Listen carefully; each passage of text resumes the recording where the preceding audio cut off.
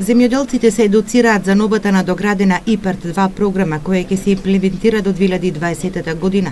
Таа ќе поддржи повеќе сектори, зголемен е процентот на кофинансирање, а предвидува и олеснување во делот на критериумите кои треба да се исполнат за добивање на повратни средства од европските фондови. Готовите апликации за проектите типски фарми се големо олеснување во аплицирањето за овие средства, за кои интерес има кај сточарите.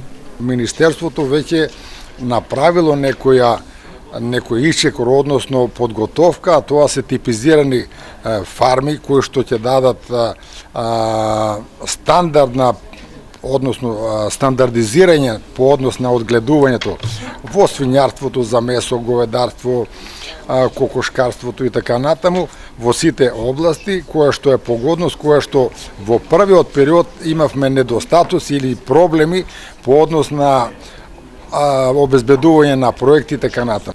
ИПАРД-2 програмата предвидува поддршка на сектори кои не беа опфатени со мерките од ИПАРД-1, а се зголемува и процентот на кофинансирање за инвестициите во земјоделските стопанства.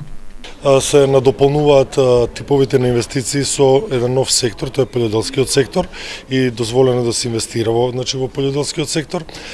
Потоа ги воведовме во ИПАРД и производителите на конзумни јајца, ги воведовме инвестиции за обновливи извори, инвестиции за производство на енергија од обновливи извори и така натаму.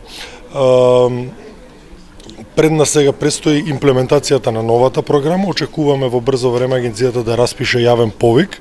Процентот на кофинансирање на новата ИПАРД програма се зголемува на 65%, а за инвестиции на места со ограничени можности за развој на земјоделството на 75%. Се чека на објавување на јавниот повик да може земјоделците да аплицираат за повратни средства. На располагање за нови инвестиции се 60 милиони евра. Од првиот програмски фонд од 85 милиони евра искористија само 30% од предвидените неповратни средства.